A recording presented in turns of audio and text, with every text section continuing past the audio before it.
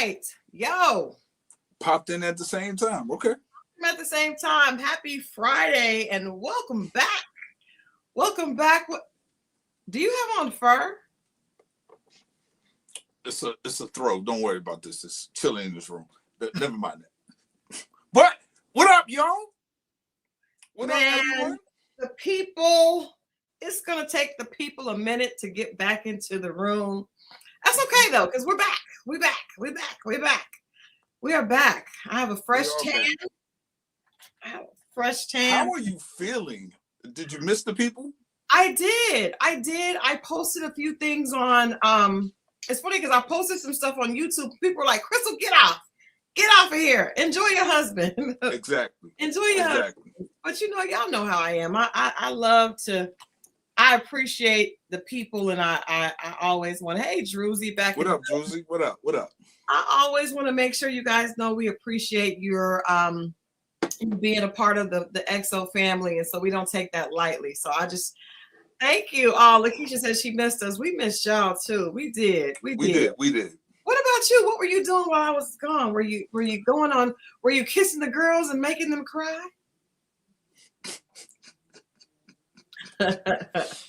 I was working. I think the only time I had off was that first weekend you left. I've been working ever since, up until today. I'm just a little thrown off with that. It feels very Darius-ish.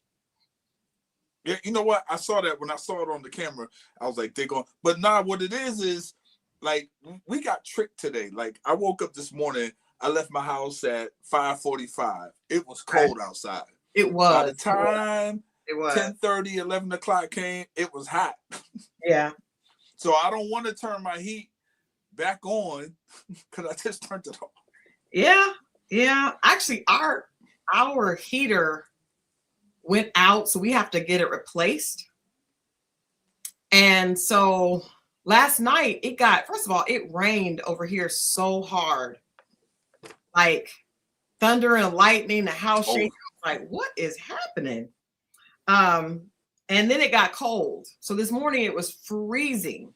Hey, because of where you stay, I stayed the night at your house one time. I was probably the coldest I've ever been. But it was in the basement, and because I think it's because you way out there, just surrounded by nothing. Yeah, but was the heat on though? Were other people? I don't know, but I just know it was freezing. I was going to tell Adrian, "Hey man, can you Did you not have a blanket?" No, it was whatever was on there. It wasn't even that cold outside, but it was cold in there. Maybe it was just you.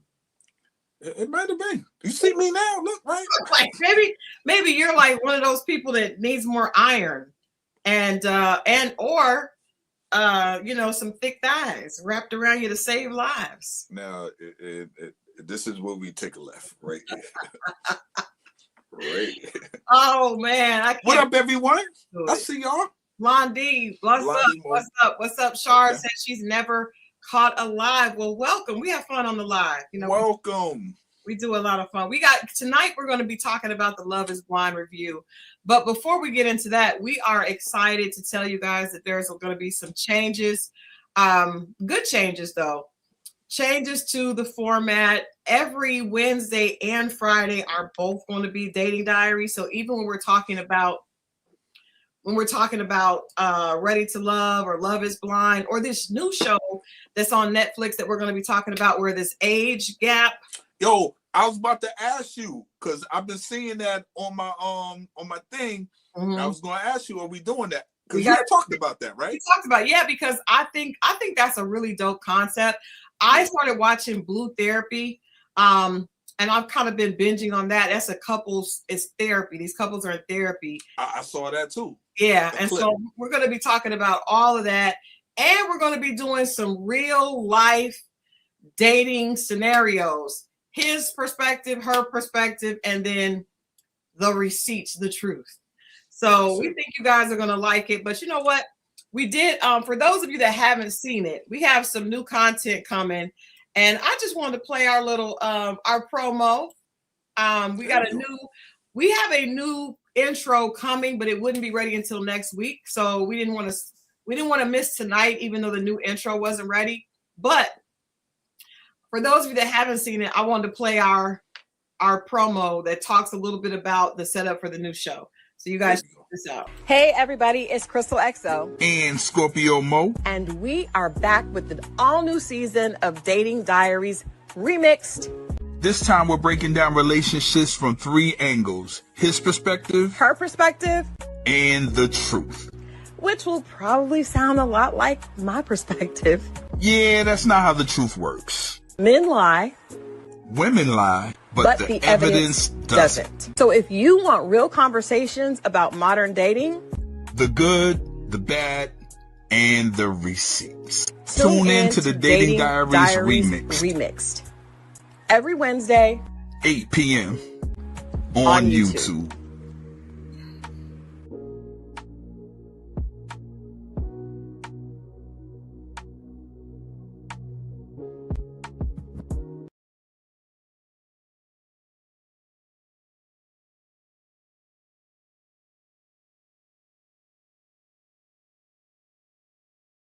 Okay. All right. So that is our new part of the new promo that's going to roll out. We're going to be going back and forth. Christal XO Scorpio Moe, the AI edition.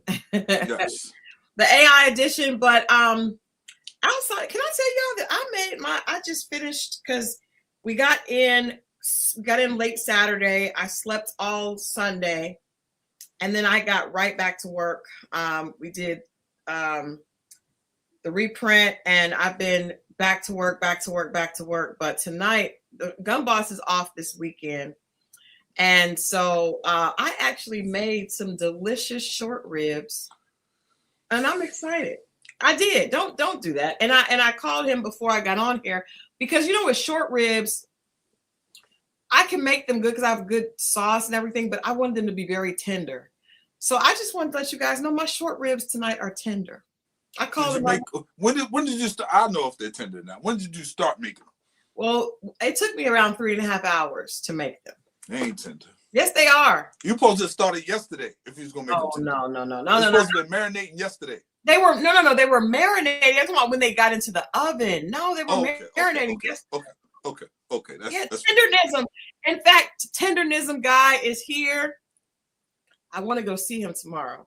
He's here in Atlanta. I got invited to his he's doing a grand opening. Of what? A barbecue spot, of course. Another spot that ain't his? Oh, not the shade. No, I'm just saying. I don't know. I think these people are using him. Hopefully they taking care of him. They are. Bless his heart. Yeah, bless his heart. But imagine my at that age finding success, huh? Oh, that's a good point. That's dope. Is that success though? Nah, I mean, just think about it. I mean, he's from New Orleans. He came out there. He was doing some other stuff. He was on the side, and just think at this age, that spotlight being shined on him, and some people thought it was over. Yeah. Then with the guy, and then somebody bought the trademark and just gave it to him. Like, that's a dope story. It is. I may try to swing by there and see him tomorrow. If I may. I didn't use a pressure cooker. I did my I actually just baked them in the oven because I was thinking I didn't have a lot because I was thinking should I do the crock pot, but I didn't. What else you got with it? Oh, my baked beans are historic, and I got my baked beans, and we got some sweet corn and mashed potatoes. That sounds decent. Oh no, the Gun Boss is always happy. Don't try me. No, I'm saying that sounds like I don't know how it tastes, but it sounds good. Tastes delicious. Okay. Haitian Empress, welcome. Okay. Kelly from the Borough. What's up, Kelly? Yeah, so I just wanted to let y'all. I mean, that as a woman, when you fix something that your man is gonna like, it makes you excited. As it should. I'm excited. It should. Yeah. Good for y'all. Yeah. So shall we get into first of all, Love is Blind. We didn't talk about the finale. We're gonna get into the reunion. I didn't see the finale, but hold on. don't we got a new segment? What was our segment? I forgot. What is the segment? We talked about it. Just say it. I'm not every day we're gonna, or every once in a while we're gonna drop the survey. Okay, you start. You got them. The questions. The questions. Yes. Okay, I didn't know when we was. Okay. Hold on, sir. I'm just asking. We ain't got to. I'm just putting it out. No, absolutely. Let's see what the question. And you see the last thing I sent you. Well, first of all, I sent you so many funny things. I don't know which one it is. All right, let's start with this one. This is not even a question. We're just gonna try to do one a day at least. All right. So this one is: men who feel emotionally supported by their women are 3 times more likely to succeed in business. Do you guys think this is true or not? I know you think it's true. I mean, what do you think cheerleaders are there for? Yes, it's true. But you know what? This is the thing, though. This is the thing. And I think this is a big part of it. It says a growing conversation online highlights how emotional support in relationships can play a major role in success. Some studies and relationship experts suggest that men who feel emotionally supported by their partner tend to perform better in business and career pursuits. Having someone who believes in you, encourages your goals, helps you stay grounded during stressful moments can make a huge difference. That kind of partnership can build confidence, improve focus, and create a stronger sense of stability when facing challenges. Many people say success isn't just about individual effort, it's also about the environment and support system around you. A strong partner can be the quiet force helping push someone toward their biggest achievement. That's true. Haitian Empress, that's why married men live longer than single men. They do, but I think it's also, in addition to the emotional support, I think they do. They do. That's okay. Yeah, when married men live longer. But I think it's also because a married man is probably like Gun Boss gonna come home tonight. He's eating a home cooked meal. If he was single, he probably would not be eating a home cooked meal unless he was having a girl drop it off, which no, my husband, he might have been. But I'm just saying it's not, you're going to get a home cooked meal. Probably you're going to the doctor a lot more often. You're being reminded to do checkups, that kind of thing. I think that you might not get a lot of peace, but you're going to get a lot of life.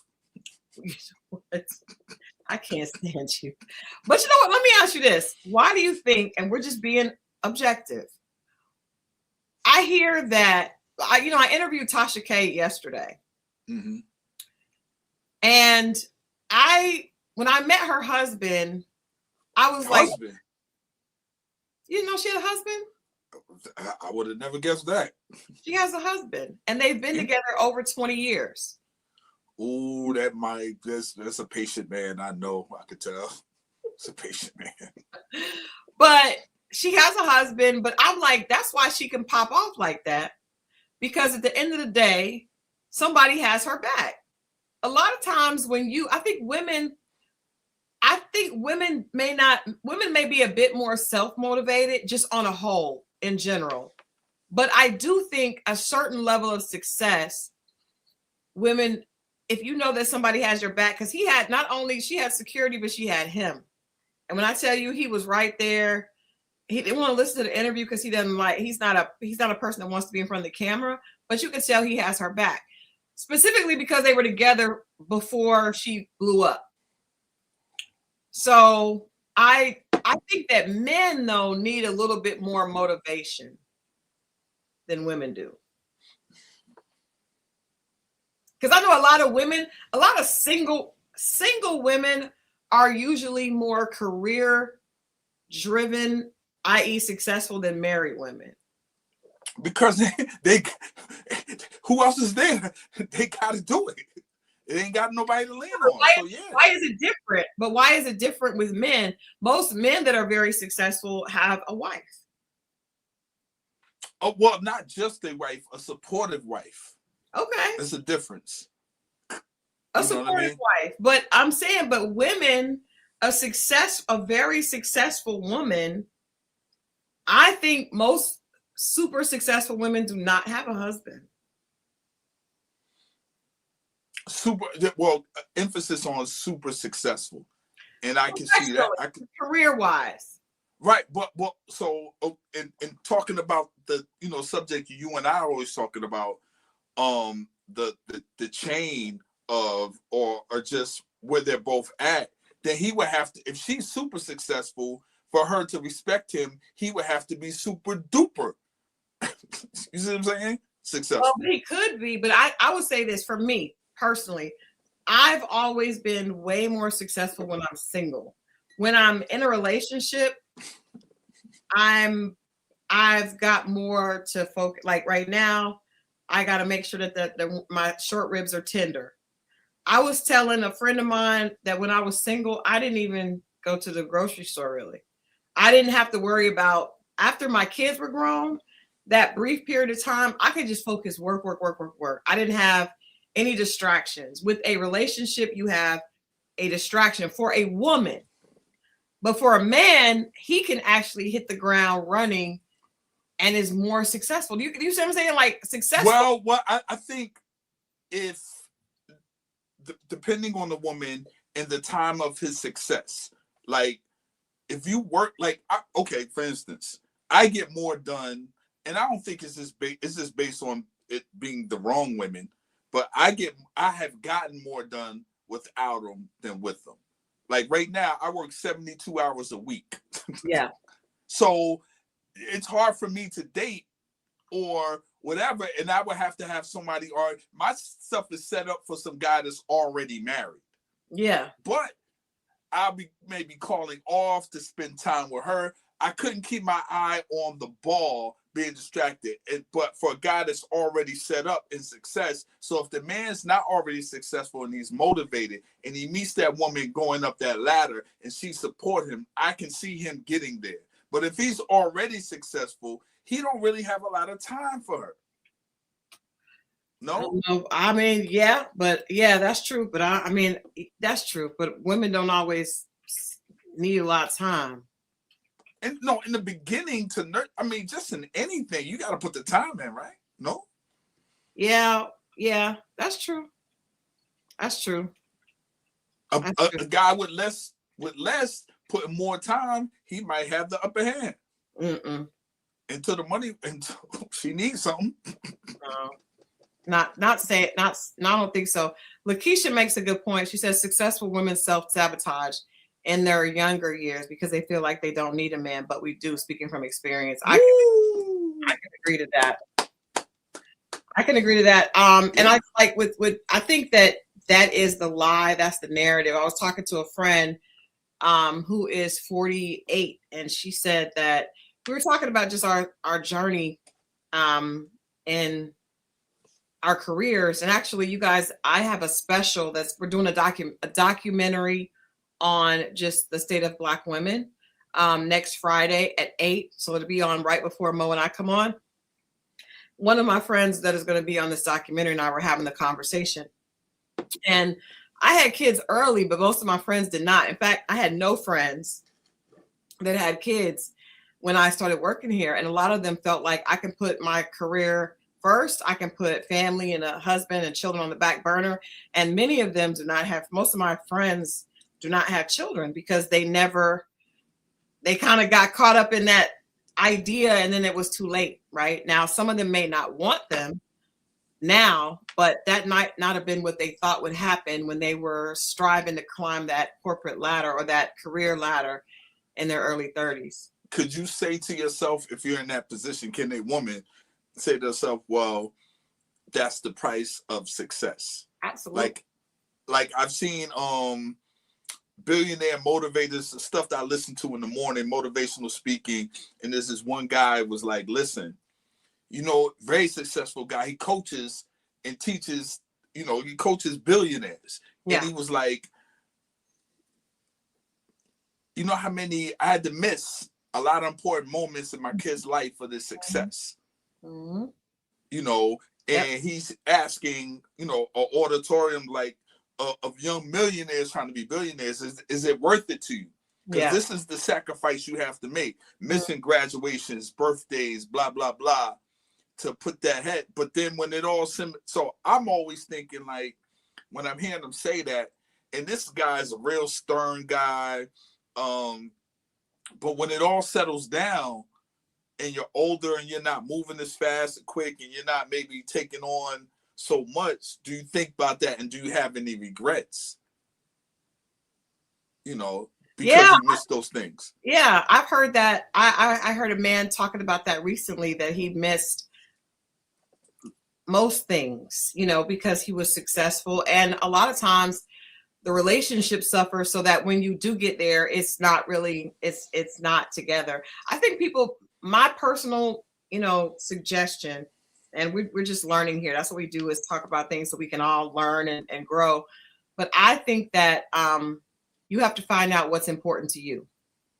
And you have to make that decision, and then you have to live with it, right? So I think you can make the decision, you know, like my friend I was talking to, she decided at 44, she went to the doctor and was like, it's important, I want to be a mother, you know, and her doctor, they worked on that, and she was able, she has a 5-year-old, you know, now. But you gotta make peace with whatever you decide. And then you also got to know that if you are unhappy, you can change it, you know, at whatever time. So it may not be the way you thought, but I do think there are a lot of women, to your point, Lakeisha, that self-sabotage in their younger years. I think myself as well. But I think especially when you have a heartbreak, because the best thing for heartbreak is work. That is the antidote for a heartache. You know, it seems to be, at least, right? So you can work and hide your pain and hurt as a woman. As a man, they hide their pain other places. Are you masking it?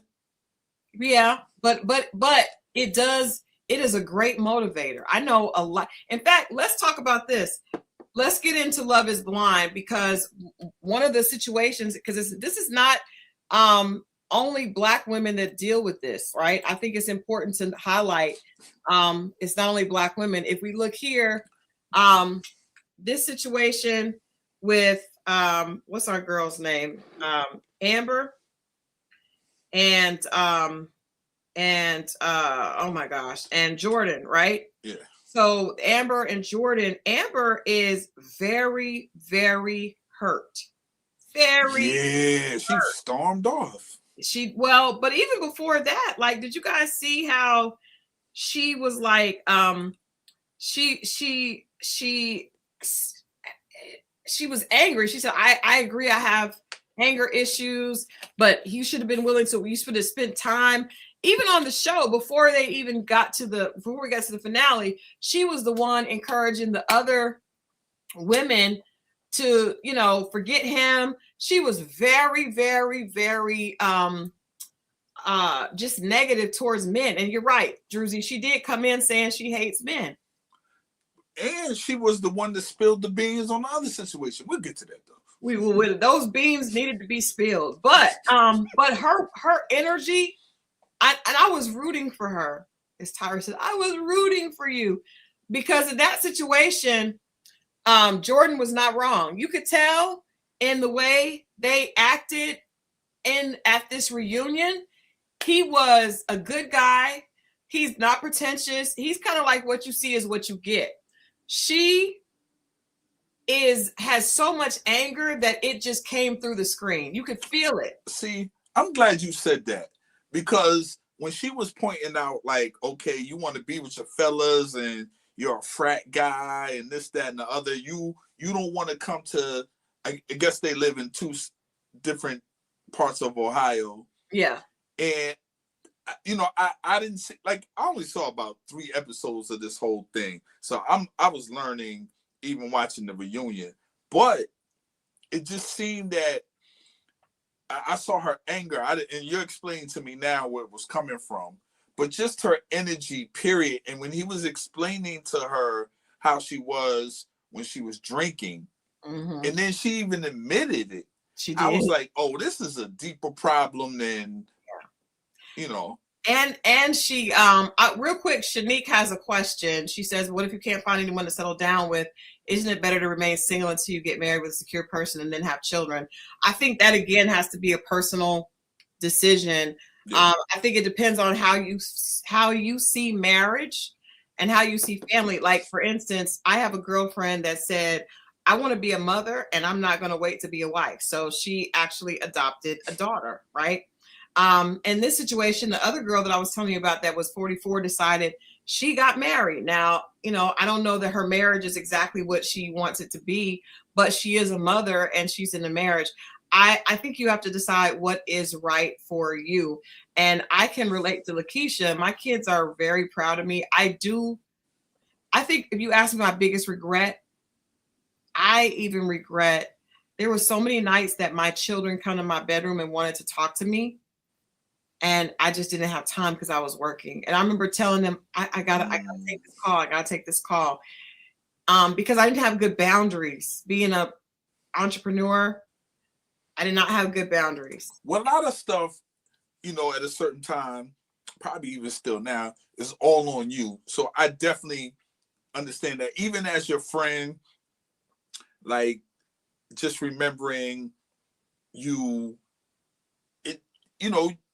had to do what you had to do. And young people might not get it. But as your young adults get older, they'll start to realize, and it turns and it already turns itself around. But and now my kids never made me feel bad. But I'm just saying, right. I'm just admitting and no, I get it. I have regrets often of that, because my kids are grown now. I went to see my daughter DJing on the ship. You guys, my son just got, I don't even think I told you this, my son just got hired as a professor at Rice University. Woo, I am the proudest mom, but I would give anything to be back in Fayetteville and hear that, Mom, I want to talk to you. Like, amen. I will always have regrets about that. Did it turn out great? Yes. But I wish I had found a way to be more balanced. And what I did learn, like I just told you guys, like, even if you do something wrong, or not wrong, but even if you make a decision that later you may not agree with, what I've learned is that God allows grace. And so I still have an opportunity to interact with my children. It's important to me that I went and surprised my daughter on the ship, right? Because that's a big deal that she had that job. But that moment of her seeing my face there, even at 30, is huge, and my son, he's moving to Houston to get set up in his get a new apartment. I'm going to go down and help him, pick out furniture. And so it's never over. Yes, I'll never get that time back with 10-year-old Stone, but guess what? 28-year-old Stone, Mom is coming to help him furnish his apartment for the biggest job. This is a huge job, so. But dig this, just like we were talking about that man who had to make that sacrifice, right? You had to play a dual role, right? Yeah. And part of it was to make that sacrifice. Yeah. But it got you into the space that you're in now. So it wasn't in vain. It wasn't in, know what I'm saying? You had to play that part to get there. So it's all good, man. Yeah, congratulations. Thank you. I'm so proud of him. Y'all gonna be sick of me talking about him. That is huge. And you know what? Before we get back to Love is Blind, I just want to say this because it's inspiration to me and it may inspire somebody else out there. So my son has been he teaches at a small school in Michigan, and right outside Traverse City, Michigan. And he told me in October that he no longer wanted to be there. He said he can't have a social life. He wanted to, I was getting emotional. I'm sorry, Tina. I was, because I was just thinking of that. I could just still hear those little feet. And there was so many times I could not be there for them, but I told my son, he told me in October that he was going to quit his job. He had a 3-year contract and with the option to renew. And I said to him, Stone, this is not the economy to be quitting jobs. You know what I mean? Like, be careful, because he said, I think I'm going to tell them I'm not renewing the contract in October. Now he was going to, of course, the school year is not up until June.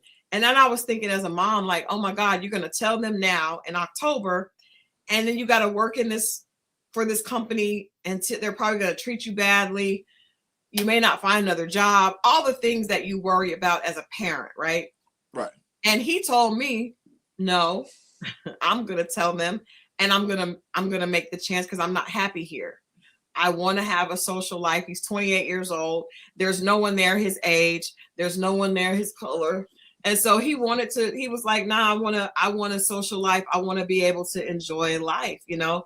So he told me no, he was going to do it. So he put in his resignation in November. They asked him to reconsider. He said no. I was just like, oh my God, Stone, like, you gotta find a job, because you, as a parent, you want to make sure your kid can take care of themselves. My son took a leap of faith. He believed in God. He believed in himself. And he had 3 job offers. 3. He turned one. Now, in January, he got one working for a school in New York, paying him 6 figures. They were going to give him $5,000 bonus. I said, Stone, take this job. Take the job. He said, I don't know. It's not really exactly what I want. I'm not going to do it. He turned it down. Y'all, he turned down 6 figures with a $5,000 bonus in New York, which he loves. He turned it down. I was nervous, but then I kind of learned that he is a man. He's a young man, but I did raise a man. So he told me, I'm doing what I feel like in my heart. He turned that down, and then Rice University came through. Isn't that crazy? And he had another offer as well. So that's how it goes. Yeah. That's how it goes. Trust the universe and put yourself out there. I love that. That's dope. Yeah, but I love the fact that he's fearless, and that both of them are fearless. And I think our generation, we were taught get a job and stay, you know, get someplace stable. And but he said watching his mom work for herself taught him not to fear that, you know, so he feels like he is the prize. So I just want to share that. Be fearless, be full of faith, fearless. and bank on yourself. And he banked on himself, and that child he is going to Greece first to do a fellowship in June, and then he goes to Rice University in July. Good for Stone, man. That's dope. Yeah. See that? Yeah. See that? Bet on yourself, y'all. That's what I get out of that. I would tell you, anybody, man, put yourself out there. You'll be surprised. A lot of us will be surprised at what can happen. Absolutely. Good for him. Absolutely. But that's sometimes, you know, the child teaches the parent. And I think I see that, because I was just like, he bets on himself. And he told me one day, I saw this thing that he had said to me, and I was telling him, oh, I'm upset because I have to start all over again with this story. And he was like, Mom, why are you upset? It just means it's a different story. Like, it's the version you're supposed to come to. So I just want to share that with you guys. Let's get back into Love Is Blind, because I still want to talk. Is my son single? He is, and I am always looking for a beautiful young woman. You are not him. You might be looking. Don't mean he's looking for the same person. Oh, he is. He is. Not but for the same person you looking for. Okay, well, he's looking for a beautiful young woman. Now we all looking for that. Who I want for him, he may not want for him, but that's where it happens. He definitely is single, and he's moving to Houston. He's going to be quite all right. The Gun Boss was like, he's going to be quite all right. He's going to have a daughter-in-law before you know it. So okay, going back to the situation with Amber and Jordan. There was a couple more things I want to touch on with this. So she was a lot of times when a woman has been hurt, I assume because she has a daughter, right? She has a young daughter, and we've seen this play out before. We saw this happen last season, but it was with a guy that had a child. She had a daughter. She did not introduce Jordan to her daughter on camera, but obviously they did meet. She obviously has shared a lot of her pain with her daughter. Did you guys pick up on the fact that she said that her daughter was crying and wanted to create a welcome back so that he would come back? 10-year-olds don't do that. That's because the 10-year-old, the mother is projecting. The child can feel the mother's pain, and she is acting out because of her mom. And that a memory box. Yeah, I was like, that is a lot of people do that, and I don't think they do it on purpose. No, I don't think so. I really like Amber. But they still do it. But and you know what? I don't think she realizes what she's doing. The way that she got up and was so emotional that she was over the top. And then she said that the girl was doing that. I said the daughter is reacting off of her mother. Even if she's not saying that, she's watching her mother. She's watching her mother's pain. And more than likely, her mother was heartbroken in the situation with the child's father. And so she comes into everything angry and defensive. And saying that the way and we all can't stand Chris. Chris is, a F boy. Which fellow is this? Who's Chris? Is the one that turned down a girl that was a doctor talking about she didn't do Pilates every day. And then trying to get with Bree. And I love the way Connor shut him down. I loved it. But anyway, Amber, the way she talked and was like to just basically talking down to all the guys, rating them, acting like she's just so hurt. She needs some more therapy. She needs some help. The fact that he said that she was getting drunk and acting out, she just has a lot of pain, and it's coming out. And there's no way that a man, even a good guy who wants to love you, could deal with that. You saw that it was just too much for Jordan. And another thing you always say, I'm always like, well, Mo, if a girl has this kind of pain, a guy needs to be patient. And she was like, you didn't even give it time. And he was like, it's not a healthy relationship. And he didn't have time for that. Nobody wants to sit with you 5 years through 5 years of toxicity for you to get to a point. You got to figure out how to get some healing for yourself. And that's the thing. When this was like, well, you got to give her, it's me giving it. Like I still hate you there. It still takes something out of me. Yeah. Yeah. Yeah. But yeah. Yeah.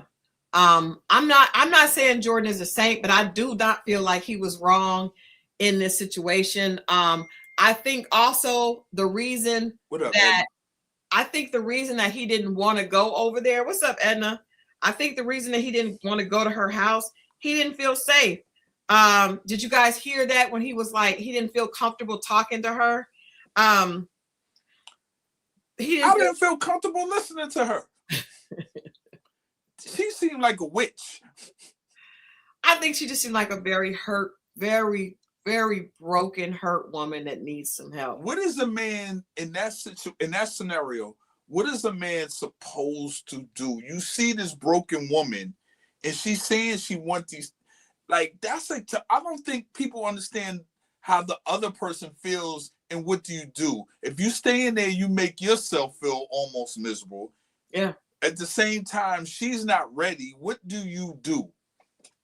Well, I think he was right. Another thing. Oh, Gina Wilson says, "How about reviewing Age of Attraction?" We just said earlier we are going to review that. Oh, we're doing that. Yeah, we're definitely doing that. Mo and I talked about that when we first saw that it was coming out. I think Jordan was right in that he said it's better to get out now than to stay in it and it get worse and worse. He said that, and I can only agree because she needs therapy, and she also needs to understand that it's her. When she's saying this guy, she hates. Anytime you go into a dating show saying you hate men, why are you here? Well, because the reality is she doesn't really hate men. She's afraid of men. In fact, Boogie may not remember this, but I remember I was talking to him one time after I went through my divorce, and I told him I was so afraid of being hurt, that I was just kind of avoiding men. And I was like, I said, I'm afraid of guys. And he was like, no, they're afraid of you, because that anger and that anger, bitterness, and disappointment, it comes out and men feel it. Like they're not immune. They feel it. They sense it. They can see it on you. Tina, we're talking about reviewing Age of the Age show, the Age Gap show on Netflix. But right now we're talking about the Love is Blind reunion. If you're watching, if you're just tuning in, of course we are back. We are back. And right now we're wrapping up the Love is Blind reunion and talking a little bit about Jordan and Amber. But that it hurt me because she's not a bad person. I think she's a nice woman. She's obviously like a girl's girl, like supports the other women. She was there for all the other women when they went through hurt, but she has to be there for herself. People made a lot of fun about her looks. I thought she looked good on the reunion. I thought she looked better on the reunion. Better? Can you say better? Can you give us better? Okay. All right. People, she's in her 30s. People said that she didn't feel like she was in her 30s, but she no. Is no way. Well, Jay-Z said no. Well, they had her. She showed her her identification, and she definitely, it said that she was that age. So everyone age shows up every place different. That is a bit pageant. Hey, I'm not really a fan of that dress at all. All the women of color, especially all the sisters, be proud of you. Be happy for us, man. Like whatever we go through, whatever we age well. You look at this lady. They saying this lady in her 30s now. 34. Man. Oh. She looks like, what's the lady that played on the Kiss My Grits lady on Mel's Diner? Not Alice? No, Flo. Oh, Mo. I'm just putting it out there. God bless her. I mean, okay, first of all, I'm gonna say this, and Mo likes to make fun. You guys know I was born in Ohio, in Toledo, Ohio. Kenny Ray said it's a hard 34. She's been, you know what? It could be that pain, that resentment and bitterness coming through. See? Because I've seen women of color that are very resentful and bitter, and that shows up in the lines in your face. I'm not gonna. You know what? You're right. But that shows up. You're right. That bitterness, I'm telling you guys, bitterness specifically, it shows up like it. It put wrinkles in your forehead and your laugh line. Right around here, it sucks the collagen out. Now she looks stuck in the early 2000s. Jessica Simpson. Jessica Simpson is hilarious. Jessica Simpson looks. Anyway. Yeah, she needs to get some therapy. I didn't really like the hair extensions either. I wasn't a fan of the hair extensions because she has very thick hair. I don't know why we did this. You guys see the hair is two different colors. Obviously. Oh shoot. Oh, okay. Yeah, I see it. I didn't like the extensions. I think maybe she was trying to soften herself up, but it was a little too much. But she got Golden Girl arms. I look. All right, put that back. Put that back. I hate you.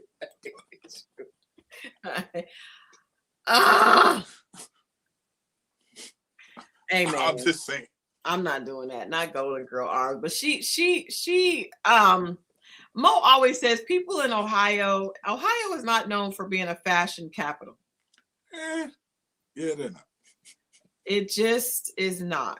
And so people looked okay, but it wasn't a lot of slaying going on. She got them K-tips, but them K-tips wasn't right because I've seen some K-tips done perfectly. What is that? I'm sorry. It's the extension when you get the hair extensions and it seamlessly. Okay. That's not a seamless blend. And I got a sneaky suspicion right up under that puff. If you pull that puff up, it's some black. I can even see that. Yeah, man. That ain't right. And did y'all also know before we get off them, Jordan started just to sweating. He looked like a stuck pig. I mean, He was just really, he was nervous because he knew that she was but he said that she was like weaponized. She was making him, trying to make him the villain, and he was really sweating. Thank you, V-Leg. We missed you guys too. They're Claire's hair extension. Yeah, I don't. Yeah, they definitely look like them Claire's, like that you get. You could buy hair at Claire's. Well, you can get some extensions, yeah, and they're like, but they're synthetic. I don't know if it was that, but it was not good. Interesting. Okay. Oh yeah, it's so anyway. Moving off of, yeah, he was definitely under duress. Druzy said, under those lights and the pressure of sitting next to Amber, Big Boy was under duress. He was, but he sweated a lot anyway. Because you guys remember on the in Mexico, in Cabo, he was sweating. He's a nice sized fellow. It's gonna happen. He is. But he's a good guy. He just seemed his hair. She got the Peg Bundy action. You know what? That part. That part. Yes, where's the juice? You're right. It did feel like a blonde Peg Bundy. Bless her heart. Now I want her to get some help, if not only for her daughter. Because anytime a 10-year-old, because what you're doing is that little girl is feeling rejection at that age. Do you think if it's only them two in the house, and she's almost like that's who's around, so that's who I don't want to say she pours it on her, but she kind of vents or speaks out loud. She or even the energy. The daughter, kids pick up on your energy, and even though you think they're not listening to you interact with other people, they are picking up on all of that. So the fact that she said her daughter was crying and saying, "Please, can he come back?" Like that lets us know that she. And they weren't even together that long for the daughter to have connected like that. You think she put a little extra on it? It could be, but even if she did, the daughter's still there picking up on that. That's a fact. I believe that. And it is thankful that the daughter has an active father, but the mama needs to get some help. She needs some help. Bless her heart. I want to move on to my favorite couple here. Let's talk about Vic and Christine. Because hey man, I like these people right here. I do. I like them. I like them. Really was happy. And I can tell that this woman was really into this man. And I appreciate that. I thought that was dope. Yeah, they are, and I also feel like I say this, like when you see a man. Because I always say I don't believe that men that come on reality television are really serious, right? I be thinking that they're here to play in our faces. But Vic actually was different. I don't even know why he went on this show. He is a professor. I was like, I want my baby to be like that. He's a college professor. Not I get a negative feeling from them. Why would anybody get a negative feeling from them? I think he was very, yeah, I think he was very, you see a man is going to be a lot more rational with the way he makes decisions. So you could see he was thinking about the compatibility long term. I think she was very honest with him about her family dysfunction. Yep. Her mama wants her a Vic. You see how her mama was like, he's a good looking, I want, like the mother seemed like she might have been a bit toxic. Just a wee bit. But the mother, you could tell that she's had some trauma growing up. She's had some different things. The fact that he was able to help her reconnect with her father. And that was touching. I'm saying I feel bad about that, man. That part. And just that body language sitting there on that couch. I was watching at the reunion because I didn't see them on any of the clips or anything that I seen. I didn't even know who those people were when they got there. When they start explaining the story.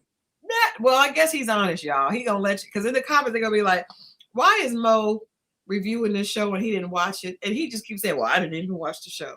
No, I mean, I saw some of the stuff because we weren't, when we decided to watch this, it was already running.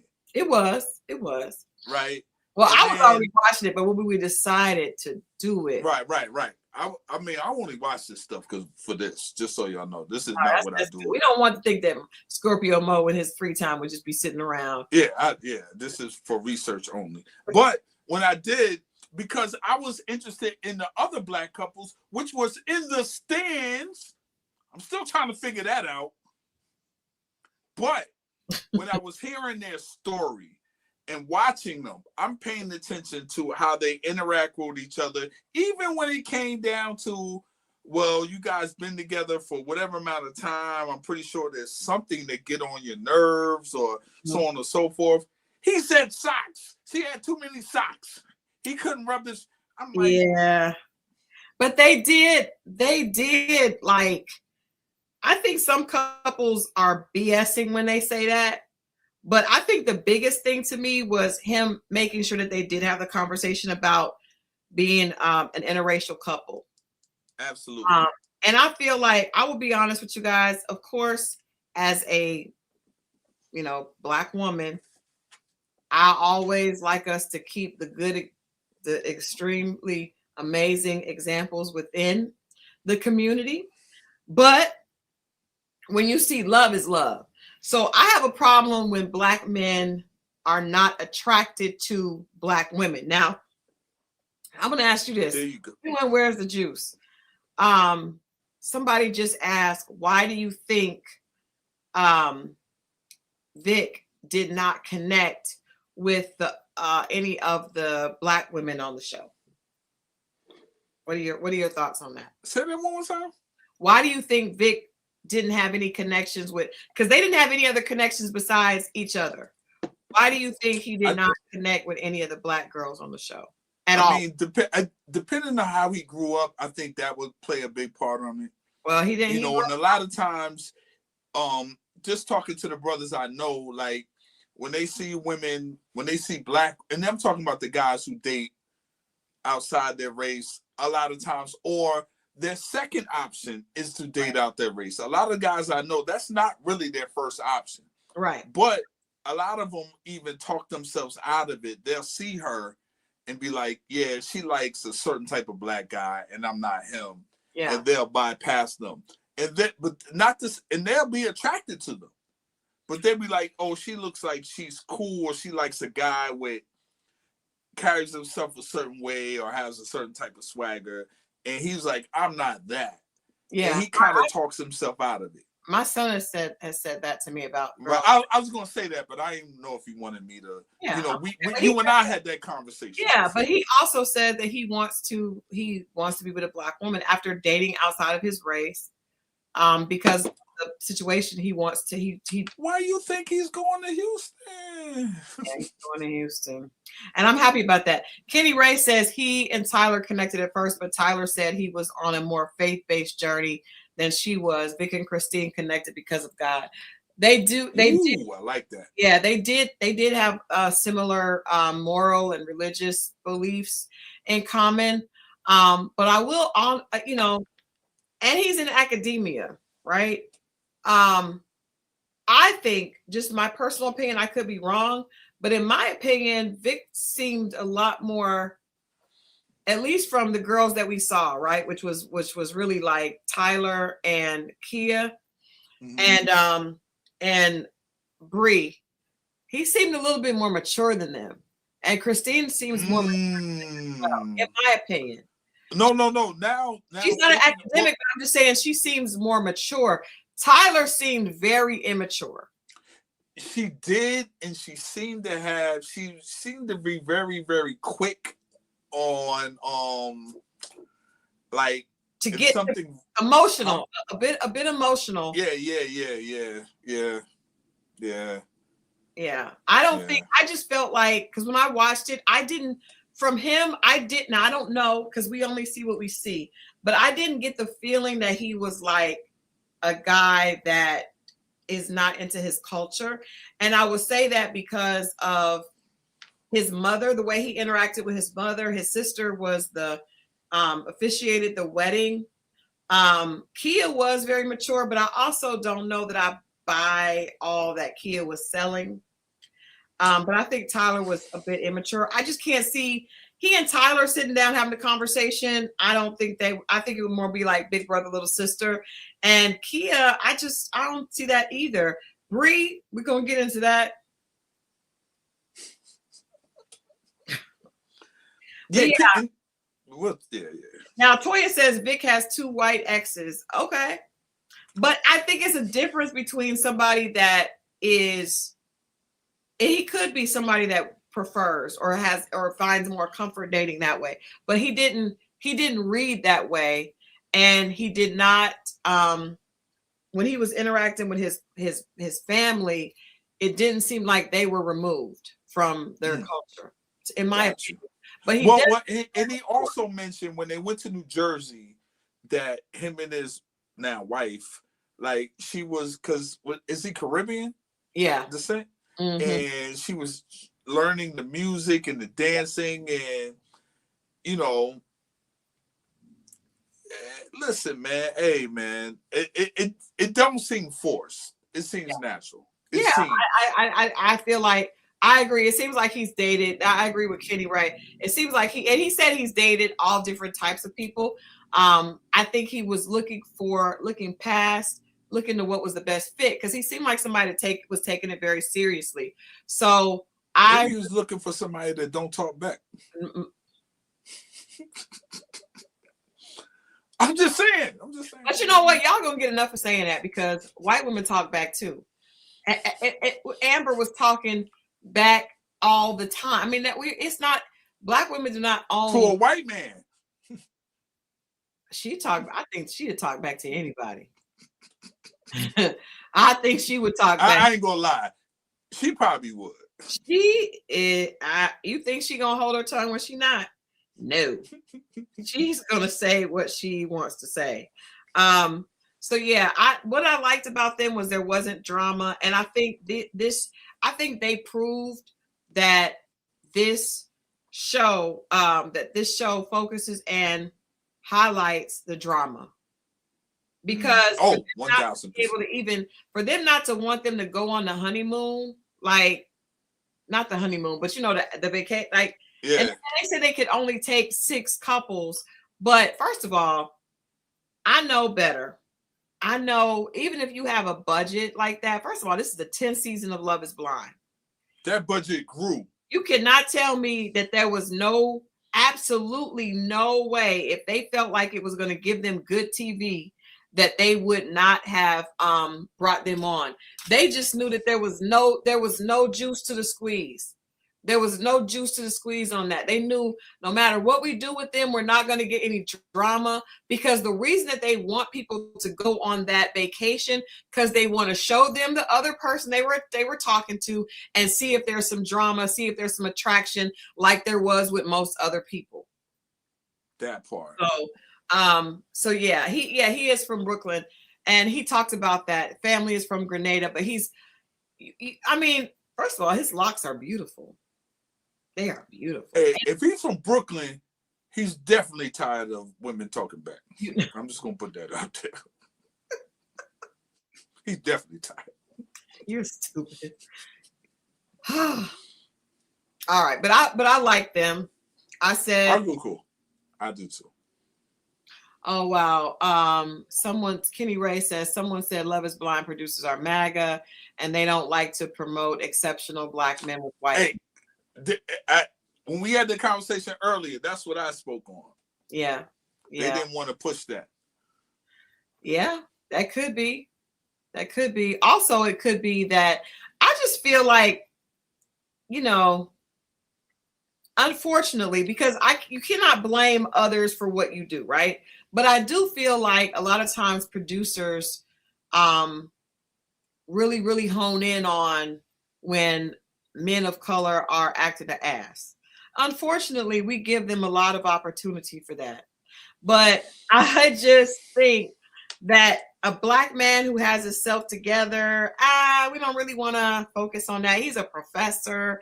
His locks are always neat and in place. Like, he don't look crazy. Like last season, oh boy, and even the guys this season that they focused on, they really like the for men of color, in my opinion, to be kind of a hot mess. That's when they really want to focus in on it. Look at Devonte. Perfect example. Devonte does not know that he's a man of color. But even Kevin, like, I don't understand why he wasn't there tonight. That was wild to me. Yeah, I thought that was crazy, but I feel like, but when they saw that Kia and Tyler and Kevin situation, if they got so much airtime and didn't even go to the after vacation. I didn't see him in the audience. I don't think he was in the audience. If he was there, he would have been on the couch with the rest of them. Or they at least would have asked him a question, because they went over and they asked the girls. Also, when Mo's favorite Love is Blind person, AD.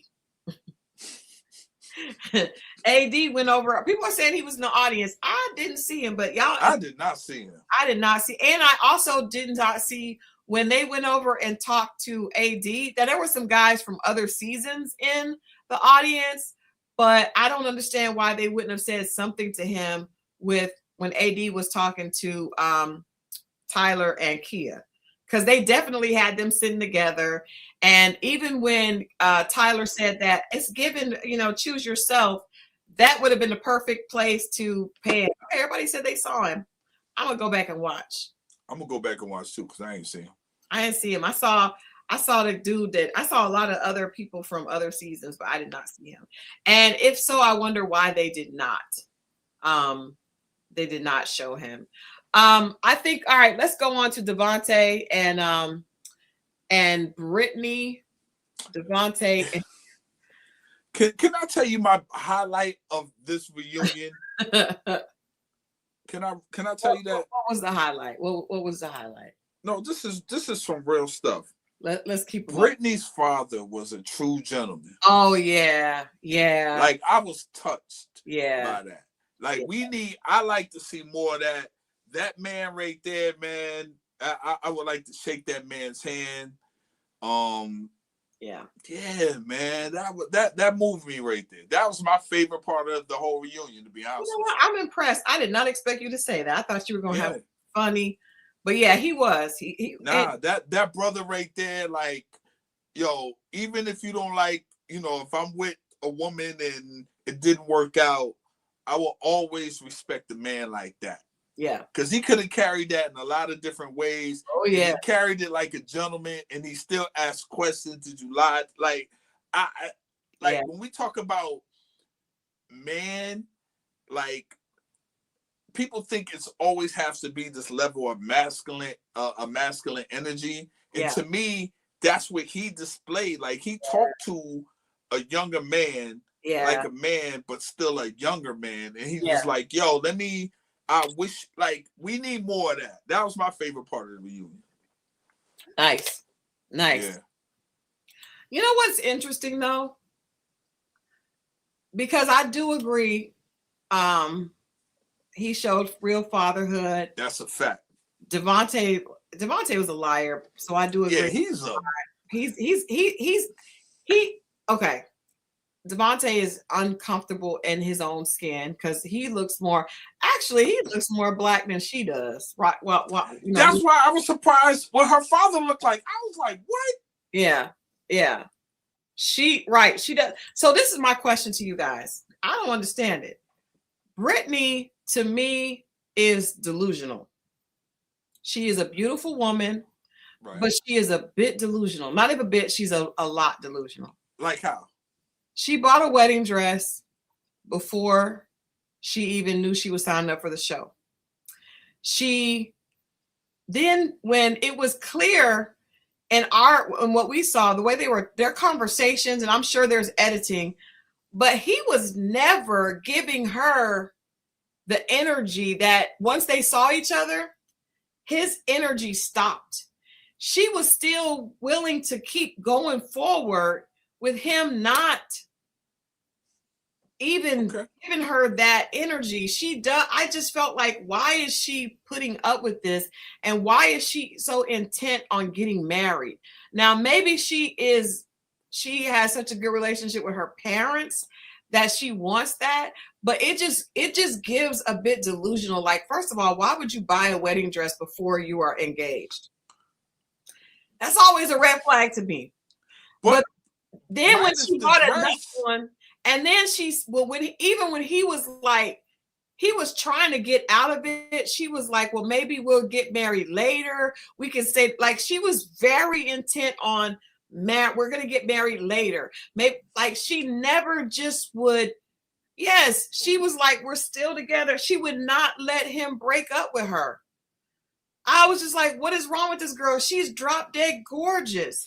And that was the other thing. I'm like, is this dude blind? Well, I mean, maybe it was a character thing, but it couldn't have been because of looks. I know that. No, he said he wasn't used to being with a woman of color. That's what he said. He did say that. Yeah, that's what he said. And it's so crazy because he ended up, first of all, for him to say he wasn't used to that, when he saw her, I just knew he was going to be super excited when he saw her, because she's got the curve. She's pretty. She's pretty. She got a body. She's in shape. Like, but he did call her a woman of color, and he said he wasn't used to that. I was just like, how are you not used to that? And I feel like he wanted Ashley, and Alex would have wanted her. I don't know why Alex didn't try to holler at her for real. Well, probably because he knew that she would not like the fact that he didn't have a home or a job. But you know how Alex, to most white guys, Ashley is the perfect girl. She's blonde, blue-eyed, thin, but Alex said he likes darker features. He want Brittany. And then Devonte wanted somebody that looked like Ashley. So strange. But Devonte sitting up there with a whole fade. That just seemed just so. Every time I see him, I'm like, bro, do you look in the, like, what? He's the loop. But you know what? Okay, let's have some grace, because I think a lot of times people that are biracial, they may have some identity issues, and obviously he has them, because we can sit there looking at him. He does not even look biracial. But do you think it's how he was culturally raised? Well, it gotta be. Yeah, it's gotta be. Yeah, but still, even though, but still though, at some point you got to look at yourself and be like, yeah, but it's not a look thing; it's a mind thing. Well, it also is a look thing, because when people see you, they see a black man. But that's not how he lived his life as. And that's not how he sees him. That's not what he wants to be. I feel like he doesn't want to be that. And I feel like he feels like if he's with a black woman, that will confirm his blackness. Yeah, because she's not even a black woman. She's a Latina. She looks more Latina. She don't look black. Even though until I saw her daddy, I was like, what? Yeah, they said we do not care. But like, this is like, okay, so Alex, who I think is a cute white guy, or maybe I think he's a cute white boy. Ashley, to me, this is what Devonte wanted. And ain't what Alex wanted. That was crazy. I was like, that is wild. That is wild. That he saw her and he was like, yeah, I did not know that Devonte was, you cannot really tell that he's biracial. Like, you could tell, like, maybe he had a high yellow parent, but he is biracial, and he's obviously delusional. But I feel like Brittany really just would not, every time he tried to, he was like egging her, like he went away. He didn't want to talk. He didn't want to be intimate. He didn't want to. You supposed to take. Hey. Man, hey, I'm just saying. You're supposed to take that down all the way. Anyway. I mean, I guess he grew up in Ohio. We don't know, but he does not appear biracial. He definitely, even look at his build. That is not the build of a non-black man. That is I see them chubby shoulders and the way he just nah, bruh.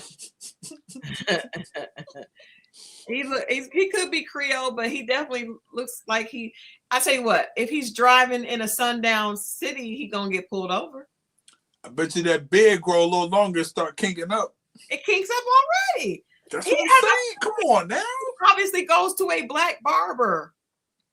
Come on now. Yeah, I didn't get it. But biracial people can definitely show up looking different ways, right? That sometimes they can look black, sometimes they can look white, they can look, Gun Boss is biracial, and every time when we were on the ship where there was a lot of Latinas and a lot of people think he's Puerto Rican, but the thing about now, maybe he's just as delusional the other way, because if you ask him what he is, he'll tell you black, and if you say he's not black, he will try to fight you. He does not say he's biracial. So I guess it just depends on. He does give Bernstein Bear. That is hilarious. But you how you were raised. Bears. But at some point, aren't you like able to like have self-awareness? Okay, there's a rapper here out of Atlanta, Belly Gang or whatever his name is. I don't know Belly. Sounds like Young Jeezy. Looks ginger white, like with the red beard a little bit and whatever. Yeah. You can't tell him he's black. Sounds like Young Jeezy. He's like this generation's Young Jeezy. Okay. And they took him. They met. I've seen something where they met his father, and it was just deep. But if you looked at him, I'm not gonna lie, you would think he was white. But he's black. But he's biracial, black daddy, white mother. So, but it was how he's born and raised in the West End. So it's how you were raised. It is how you were raised. But I would think, yes, it's how you're raised. But at some point, if you're in America, you're gonna know that white people don't see you as one of them. But if you were raised that way, your family treated you as such, your mind tricks you into believing you have the same privileges or whatever, and maybe in that town, it doesn't hit you until you move away, probably. Okay, that's a good, so hold on. So Druzy made a point. She says, so why can Gun Boss claim black, but Devonte can't claim white? And I'll tell you why. Because unfortunately, we live in a society that will look at Devonte and say, no, you're not. We still have to realize the reason that biracial people were told that is because there was a one drop rule, right?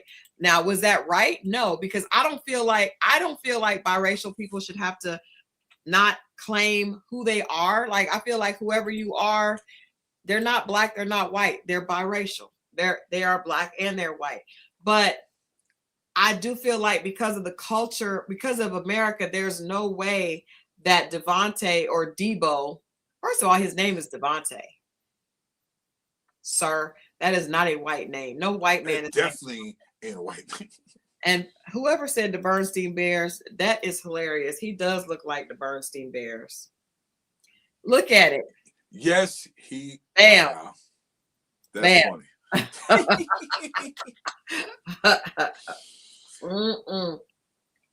It looked like that Papa Bear right there, that Bernstein Bear. But yeah, I don't like the way he talked to her, but I kept wanting her throughout the vacation afterwards to leave and to get over it. Him being in a relationship now and having a baby on the way. Also, a lot of his exes came out. They were all Caucasian and said that he does not like black girls. He definitely, but they also said he was full of it. So they said that he was a liar. He lied about going on the show. Tina Bree says, I applaud his parents for giving him that name. They knew what they were doing. And then him living with Alex with a baby on the way, that is a little concerning. That is a big. I'll be very interested to know who was the black parent. Let's see if let's look it up here, because I that would tell me a lot. Yeah, because that does whoever raised you. Like, Yeah. if you tell me the mother was the Black Planet and you ended up like that, I will be very shocked. Because, or whoever gave you the name That's what I'm saying. expected you to live a Black life. I know that for a fact. They wouldn't have gave you that name if they didn't.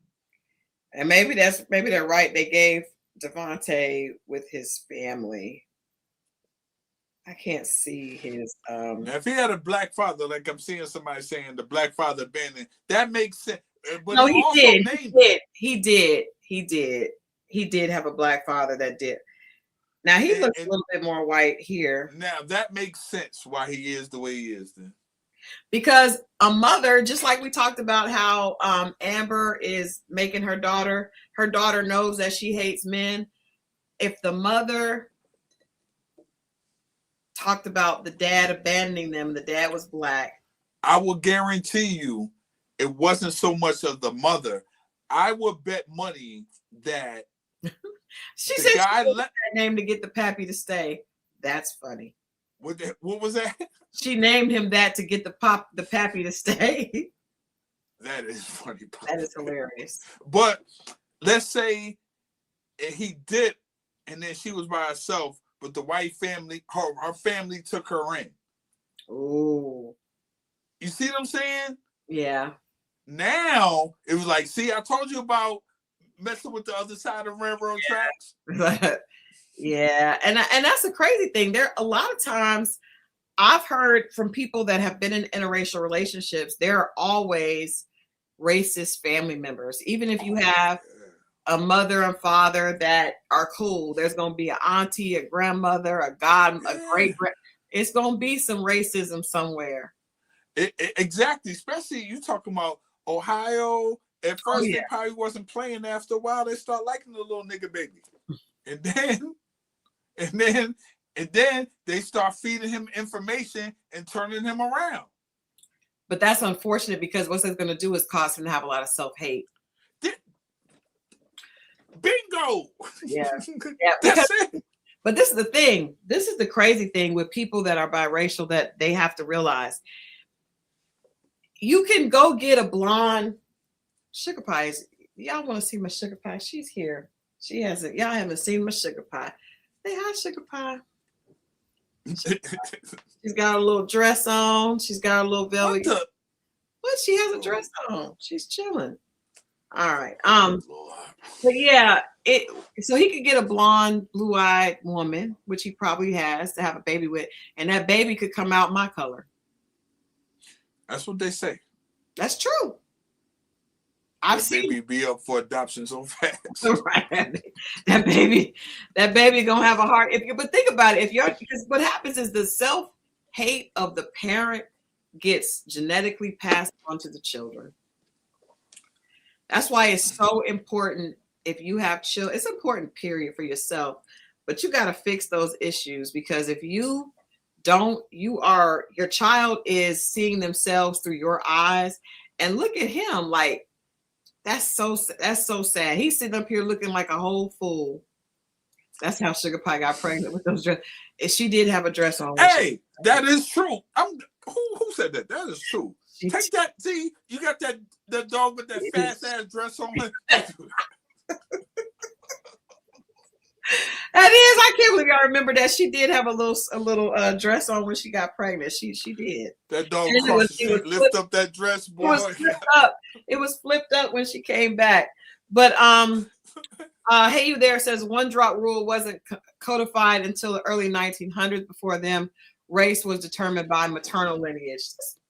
You're always great with the facts. That's good.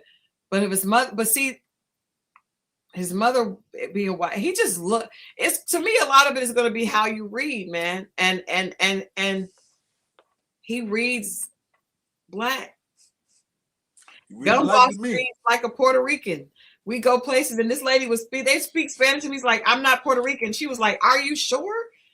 I think he know, but see, I ain't gonna lie. Now that I think about it, there's a couple Puerto Ricans I know that he might.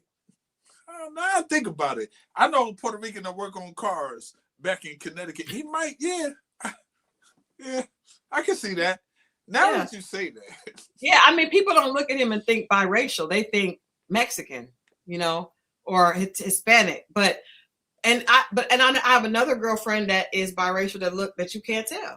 Hell, Mariah Carey, you would never know that Mariah.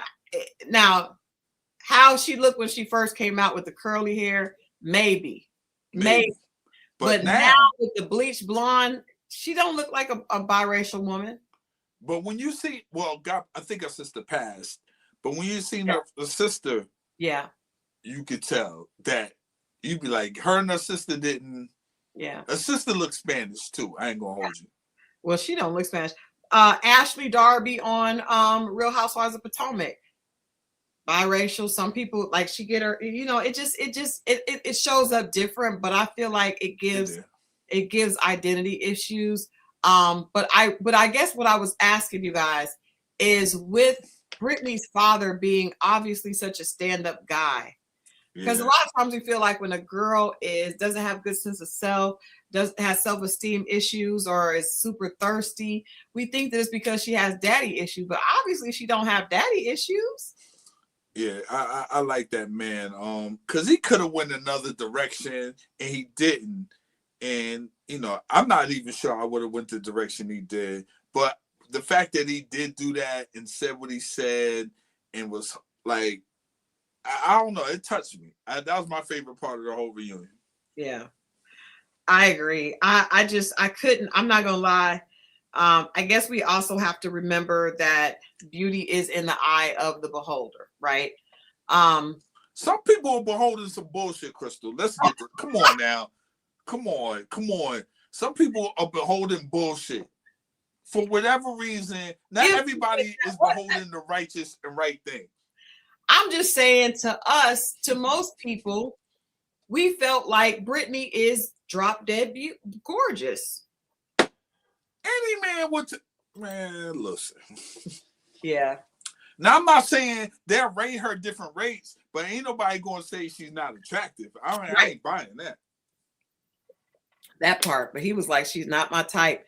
I feel the same way with Ashley. I feel like any guy's gonna look at Ashley and find that she's attractive.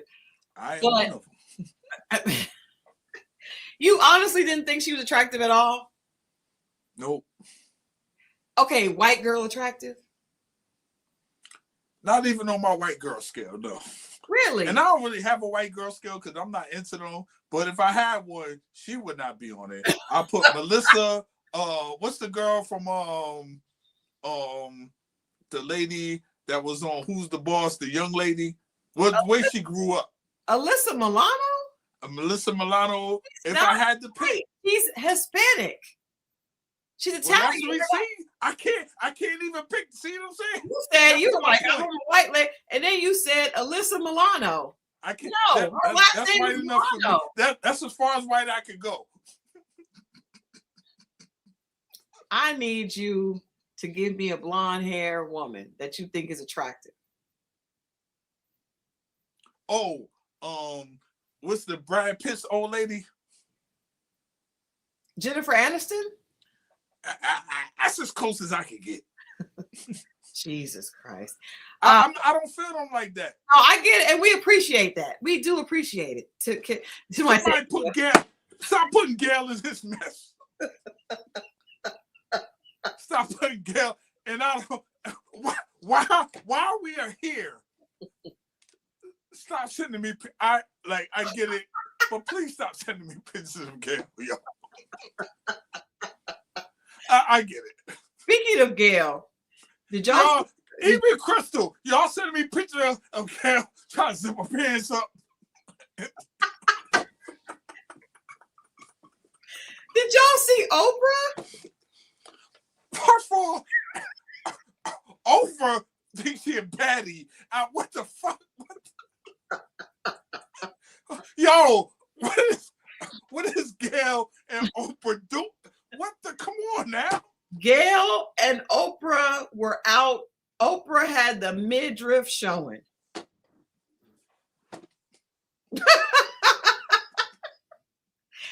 I love Oprah.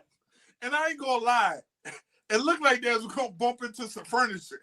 Cause Oprah didn't look like she knew where she was walking. What the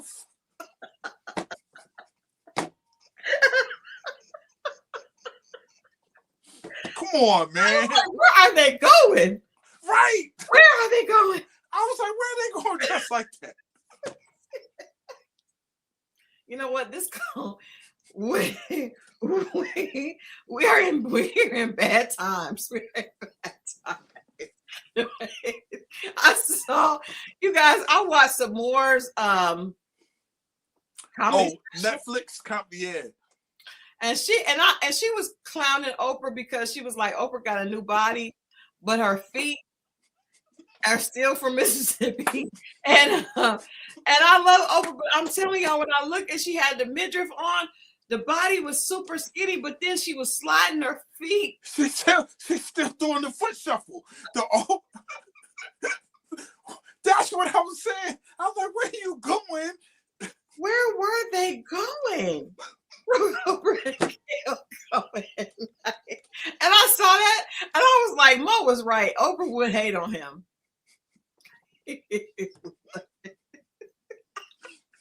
You would try to date Gayle, and Gayle probably would be down with it, but Oprah would definitely hate Oprah would block it.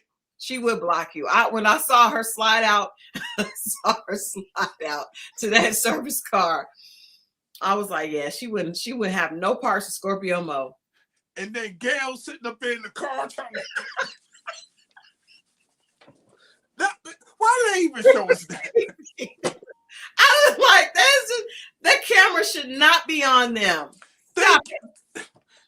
Oh my God. I don't think that they're aware how they look. That looks. Because people are like, oh, y'all look good there. And then the community is like, what is happening? Whew. Just a question. All right. It was not the hair. She did have she had the baddie ponytail with the right. I was like, what? They both had the shades on. I was like, where are these ladies going? They both look like they dressed up for a bad boy party. Where y'all going? Where were come on. They going? Oprah was looking around like, here.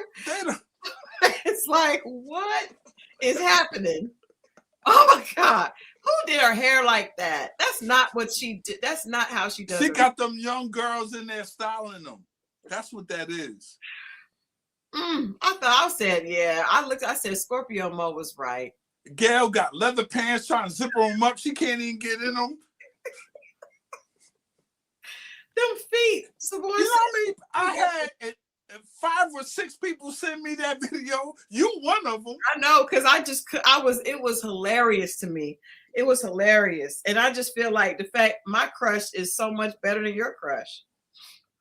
Listen, I was sitting up there and Consumer did Oprah's longtime hairstylist did pass away last year, and he is turning over in his grave. He is. Because this is not the move. She is not the move. All I kept thinking about was me and Gayle just got finished making love, and she was trying to put on her pants in the limo, and that's what kept going through my mind. That's how she would put her pants back on. I will say this though. It is very sobering when your crush starts to age. Because as much fun as I make of you, every time I see Denzel, I'll be like, please don't let him say that. Yeah, I ain't gonna hold you. It's getting worse and worse. I don't want him to talk no more. It's getting worse and worse. It is. I don't want him to talk anymore. He's going to though. Because he's like that old man that just is grouchy.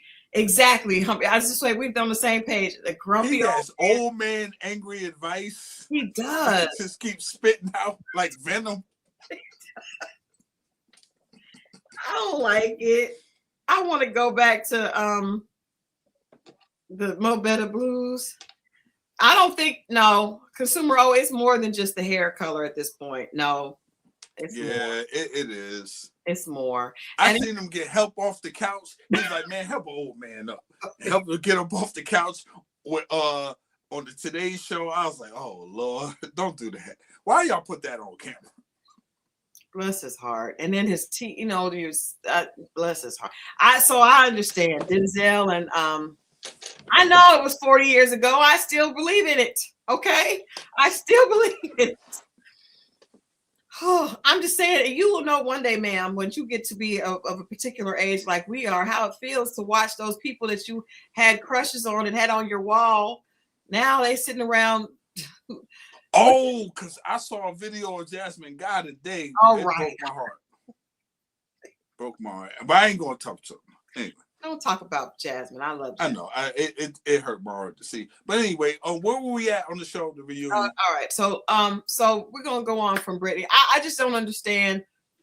But marriage could be something that she fantasizes about, and I want her to realize that it's more than just the marriage, because that man was not into her, and there was no reason that we should have given him all that energy.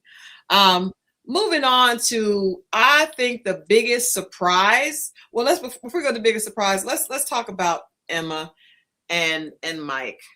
I felt bad for Emma. But did you guys buy her story that she said that when she said yes, she was saying yes to having children? And Mike said that he didn't take it that way. How did you see that? I don't understand. I mean, how else was? I mean, if you want to have children, and I mean, like with me, I'm part of it's a package deal, right? Mm-hmm, mm-hmm. That's what I'm assuming as a man. Like, I want to have with me, right? That's what I'm saying to myself, or that's what I'm saying to her. Yeah. But and unfortunately, it's a lot of that going on. Well, I understand. I also feel like with Emma, I think there's an identity crisis there as well. It surprised me that her parents did not understand how unhappy she was growing up. It surprised me that her parents were not aware. They seem like good white people. They do. They seem like good, caring white people. But I mean, this girl is clearly Asian, and clearly does not. And then also on top of her being an Asian child and adopted by a white family, then she also had these the birthmarks that she had to have surgery for. Right. So that's a lot. That's a lot to that's a lot for her to deal with as a child, and she's still carrying those scars with her. You could tell that she still is not comfortable. And then I think this is the problem, and this could also be the problem with Devonte. I want to give him a little grace in this, because I could give a lot of grace to Emma. Not like Rachel Dolezal, not like Rachel. But with Emma, if you grow up as an Asian child in a white environment, and those good white people do not go find ways to connect you to your culture, that has got to feel strange, because we all know in America is very Europeanized, and it makes you feel like white is right. That is the standard of beauty, the standard of acceptance is white. So with her being, and she's a beautiful girl to me, but when you're around blonde hair, blue eyed girl, or blonde or brunette girls all the time, and you look like this, then I don't think she appreciates and realizes her value herself. I think that's why she did not want to have a child. I think that I think she definitely was concerned about her child having the same issues with her birth. But I also think that she's not comfortable in her skin from a racial culture perspective, much like we talked about the guy from last season who did not want people to know that he was racial, that he was Asian. I don't think she wanted Mike to know that she was Asian either. And that to me says that you're not comfortable. All right, so to play devil's advocate, right? Like, if they're white and they only know white culture, and they adopt you into their family, is it their obligation to put you in a situation where there's no other Asian people around, but I want to introduce you to Asian culture, even though you only look like it? There's no Asian. I think it is your responsibility. I think that I feel like like for myself, if I adopted a white child, right, and it's in this Black family, well, thankfully they have Gun Boss who's half white, but don't tell him I said that. But no, I mean, I do feel like, because you got to know when that child goes to school, but most importantly, when that child looks in the mirror, they're going to see something that's different. It's hard to be different, right?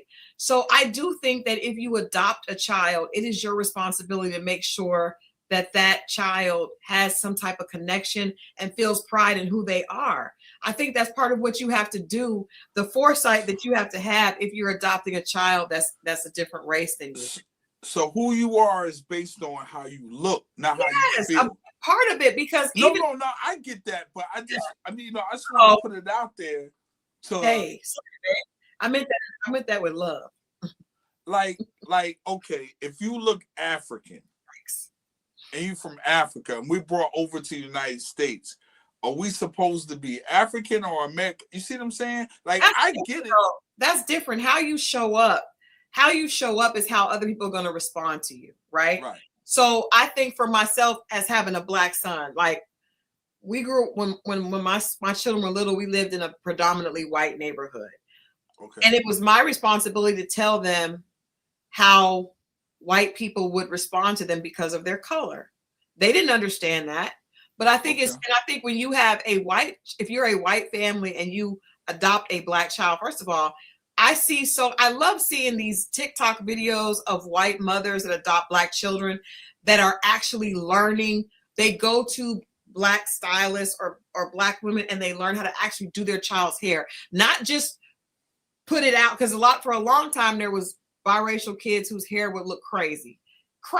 Just no, I agree. A lot of actresses adopted them. So is that to blend into a space that they're not in? If they live in an all-white community, you have to connect that child with their culture. I think that's a responsibility. I know there were a lot of people that would go adopt Asian children, right? And I think what we're seeing with Emma and with the guy, what was that guy? Patrick, was it Patrick? That did not like being Asian. Yeah. He said he did not want a woman to know. He did not like being, and that's because he never had anybody in his family. They should have been like, let's watch this Bruce Lee movie. Look how Bruce Lee kicks ass. Like, they should definitely. But is that based on where he lived and he didn't feel that? If he lived in Chinatown, would he have felt that? He wouldn't have felt that. I think you always connect them and show them the good. That's my opinion. Just like I feel you. I feel like with Vic saying, understanding that if they have a child, it will be a biracial child. And he wanted to make sure that child grows up in a diverse environment. The worst thing you can do, trust me, I was the Black girl for a short period of time in a predominantly white environment. It is not easy. And there was a Black mother at home. But if there had been a white mother at home and I was around all these, it was difficult being a Black girl in a white environment. Right. But home is the place you feel the most connection. And if you look different, I remember looking different than my family because my family is all fair skin and I am the only brown skin in my family. And that was hard. Can you imagine if I was a total different race?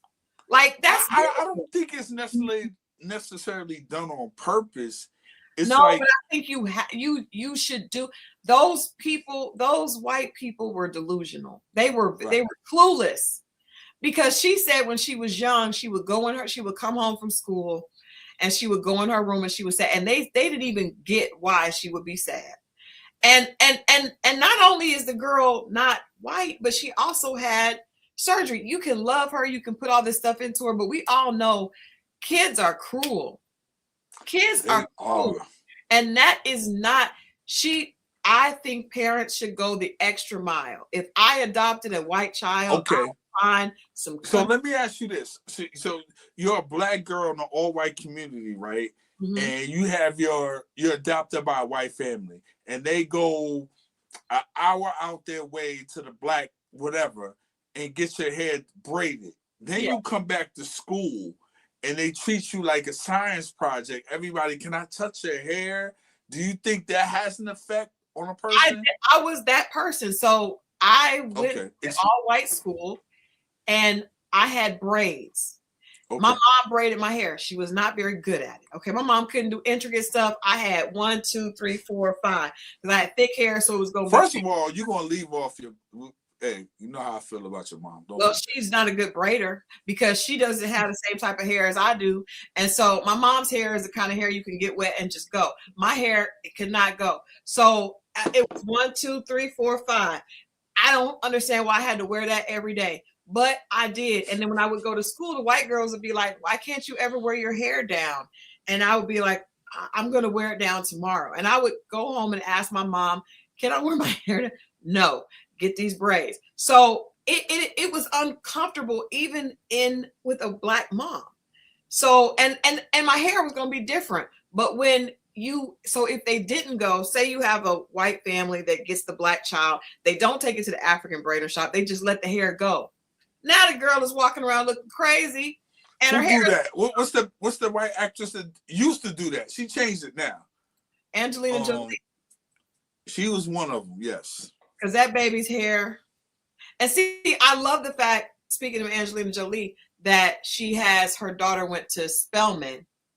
That shows you that she was conscious of making sure that her daughter was connected with her culture. Because if not, her daughter would not have felt comfortable going there. Because if she was like... But it's also going to be an obstacle while she's there. You understand that, right? Yeah, but she's gonna be an obstacle because she's Angelina Jolie's daughter. But seeing her pledge, aka, I was like, okay, she's done some work to make sure that she feels connected. It's not easy, and there's no science. But I'm sorry, the Haitian Empress Emma had a birthmark that could have been malignant, or cancerous, and so they had to do surgeries to remove it. And that's why her arm here has those scars on it. So imagine that. Imagine having that as a child. Having acne is difficult. Being short is difficult. Being too tall is difficult. And kids don't understand that. And they don't even care. Kids don't even care. Kids don't care. They don't care. They are ruthless based on how they're raised. So but her parents saying they were clueless to the fact that she had a rough, that to me is crazy, because you bring an Asian child in a white family, you can love her all you want. And yes, she's a beautiful little girl, but she feels different. Like I feel like if you adopt a child, especially if you do that, go to Asia and adopt a child from a different culture, you should have some diversity training. I'm not mad at that. I'm not mad at that. Yeah, that you should have some diversity training. I just feel like, because it breaks my heart to see that everybody that is not white feels less than. Like, that's crazy in this country, right? Right.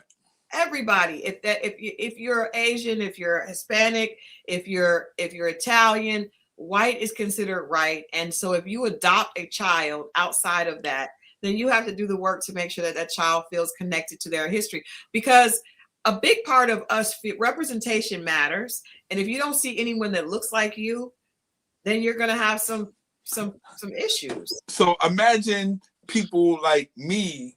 I think I was like in second grade when Roots came out. Yeah. They was like, yo, we were slaves, we are slaves. They told y'all you were slaves right now? No, it just, you didn't know. You just felt this thing, and I don't know if people know this, and you can look this up. Like, when Roots came out, when it was a 3-part series, I think from like Wednesday to Thursday, or whatever it was, that was the only thing to this day, not even the Super Bowl, that shut down Vegas and things slowed down tremendously. Yeah. gambling, everything. Like people were glued to this thing that was happening, and still to this day on television, nothing has stopped. Yeah, like that. Yeah. So in saying that and seeing that, like a young person like me in the second, I think it was the second grade, and trying to like make sense of what I just seen the night before, then go to school and all my teachers were white. And you know, it was very, very, very diverse class, Puerto Rican, Dominican, like I went very, very diverse. And black. And we're feeling like I didn't know how to feel. But I you felt a bit of anger while you actually watched it, but then you go in there and these same people who are the color of the people that were abusing these other people are now teaching me to have an authority position. Yeah. You just don't know how to respond to that. It doesn't click to you until you get older and you look back. You be like, yo, what was going on? Yeah. Trying to process as a young person, trying to process that as a young person. Yeah. It's tough. It is tough. And I remember being that only black girl in the class when that came on and all the white kids are looking at you. And it's very uncomfortable. But I'm just saying, we had that experience. We had that at school, but at least we could go home when there are people that look like us, right? If you don't have anybody at home that looks like you, and I mean, you know, and a double being different from in a double perspective because of not only your race and how you look, but also having a you know, issue that you have to have taken care of. I think that's why she didn't want to have children. I think that's why she needs some therapy. And I think that again, just like in the situation with Jordan and what's her name? The crazy girl, the angry man, the angry lady. Yeah, I know what I'm talking about. Amber. This is why I think Mike was not okay as with being in a relationship with her. I think he was ready for a relationship. I think he was very you know, aware and knew what he wanted. And I think he liked her, but I also think in the pods, he kind of knew she's a little bit of a train wreck just because she had so much pain, right? I think he felt empathy for her, but then when they came out, I think he knew that he was not going to say yes long before, you know, the wedding. And I hated seeing her get hurt, but I do feel like she has a positive attitude and I hope she grows from it, you know? I do too. Yeah, I liked her a lot. Lastly, for tonight, my biggest surprise, Connor and Bree, like, how did this happen? Bree was so hateful to him. She was one of the people I like least on this show because she talked to him like he was a child. Right. She constantly compared her situation to his situation. And she just talked down to him a lot. And I didn't expect him to want to be with her, or I didn't expect her to want to be with him. So go ahead. Good.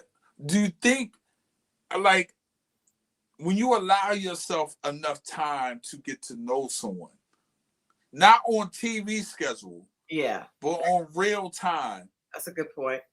And I think a lot of times when we see scenarios like this, it's because it's not rushed by production. Yeah, that's a good point. That's a good point. And I think when women get into a situation, they are looking, a lot of times if you've been hurt before, you are looking for what is wrong as opposed to what can be right. So you're picking things apart, you know. And I want to say this to women. A single man is going to live like he's in a frat house. Men are just not, most young men specifically are not going to be decorating and you know, he's going to get what he needs. Yeah. Not necessarily just the necessary. Well, not. I think once you get to about 40, you start to understand. Right, but that's a growth. That's why they say a lot of men say they're not. Now, I don't agree with these men saying they're not ready to be in a relationship till they're damn near 70 or 80. Sir, you want a nurse. But a man in his early 30s, he's not going to have, a woman is definitely, because a woman makes a house a home. So she's going to get pictures. She's going to smell good. She's going to do all that stuff. He looks like a frat house. He has a keg. Yeah. He likes to drink. That's what he does. does. A pool table in the middle of the living room. Yes. Yeah. And so what? Do you want him to be living? I tell you what, if you want him to live in a house that looks like a home, he got a woman. He got a woman somewhere. Or a woman been there. That's for damn sure. Well, he probably still got one. If it looks like that, then he got one. She helped him decorate. So I don't get that. But I mean, obviously, Bree did express that she felt bad about how she saw herself. That's best case scenario. You know, she's still young. You never know how people are. We all come from something that needs work. But for her to acknowledge that she did not like what she saw in herself, I can respect that. I also could respect the fact that Connor, whatever you guys want to say about Connor, he didn't even give Chris any energy. And I thought that was dope. I thought the way when because what's his name was trying to put him up for the host. Nick was trying to give him a opportunity to get back at Chris.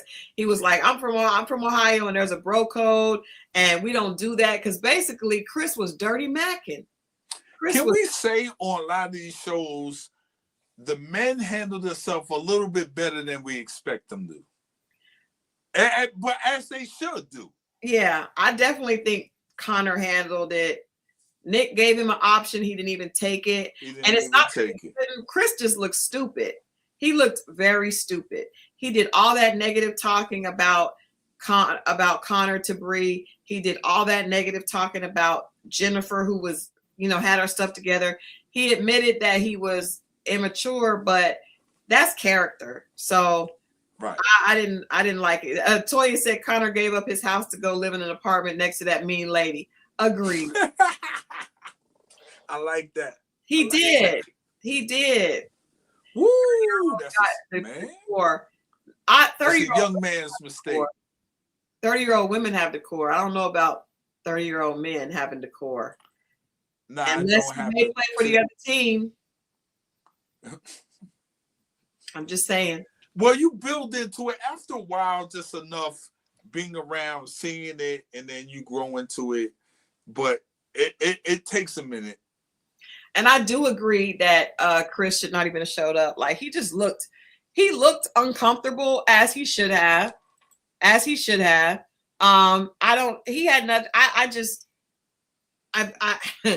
thought that Amber went too hard on him. It's like, you're not a Chris. Like she basically made him the term for an F-boy. But he definitely is. And I think Connor handled himself with a lot of grace. I do think Connor should blink if he's okay, because Bree just seems like she could be a lot, even though he probably cares about her. I don't know that I'm on board for that couple, because she just gave us a lot of like superiority, right. Like I'm better than.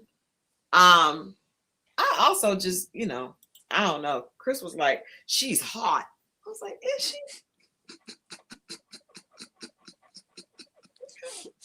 Is she? All right. I guess maybe her attitude made me not like her. She came off as a privileged, condescending white girl. Yeah, she did call his place the basement. Oh, that ran. Oh, I don't know how many shots I could take. I mean, you could take them. I took a couple. I can't take that many. Yeah, I just didn't fall. I do appreciate the fact that she said she didn't like, but I mean, that's because people went in on her on social media, but she really said he was not the sex she ever had. Yeah, like I just feel like. But here's the thing. Just like I told you about that situation. This chick, she made a lot of money or whatever. Not the other chick, but this other chick. She was like, yeah. When I was like, yeah, I'm cool on her. She was like, yeah, with your average apartment, your average job, and your average car. I'm like, what? You was ready to be with this average mess. No, I want no, you know. That's what I'm saying. You should have said something to her though. No, after the fact, remember, I let you hear the conversation. I know. She came back. You know who I'm talking about, right? I do know what you're talking about, but that pissed me off. I'm just saying, but that's just takes a. But you know what? The fact that you were doing all that to be with somebody that now you're claiming, it just proves that you are just a bad person. She's a bad person. That part. She was a bad person, but yeah, I feel like Bree has that kind of energy. Bree has that kind of energy to me. Like she feels like she's better than because of her accomplishments, and I just don't know that Connor is going to be okay with that forever. I bet not. I don't think that's going to work long term, but I was impressed to see that that they were still together. I was shocked. Last thing, I don't know why Alex and Devonte live together. I don't know why. I also really didn't understand why he didn't like her. I guess just like we said, beauty's in the eye of the beholder. He really just did not like her. It is, but every black dude I know would be like, what? But I'm talking about Alex and yeah. But even in that, I thought they was giving his brother a hard time. I ain't gonna lie. I think they gave him a little too much of a hard time. Yeah, he likes what he likes. Like he does. You can't force him to like something different. He does. I think also what I thought was interesting in that, because people always act like it's just like black mothers and sons. Y'all see, his mama was not playing about her baby. She was like, I raised him to enjoy experiences over money and to travel.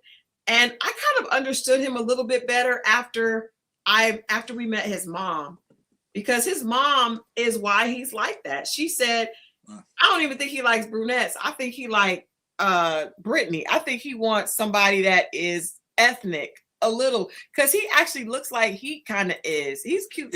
Right. But her father saw right through him. Her father. And my thing is, you're not hiding nothing from the dad. When you meet the father as a man to man, her father took him down. That's what I'm saying. Like when you meet the father as a man, you know everything that's in front of you that's blocking you or hiding you or giving you some type of perspective or not perception on who you might be. The father's going to see right through that. Mm-hmm. Mm-hmm. The father's going to see right through that, and he did. And the fact that he kept rolling the dice and still dodging I'm like, yo, the father sees you, bro. Yeah, the father was so cool with it though, because he was like, he was like a sniper, right? And then he saw, and that let me know the daughter was going to be okay because she has a good relationship with her dad.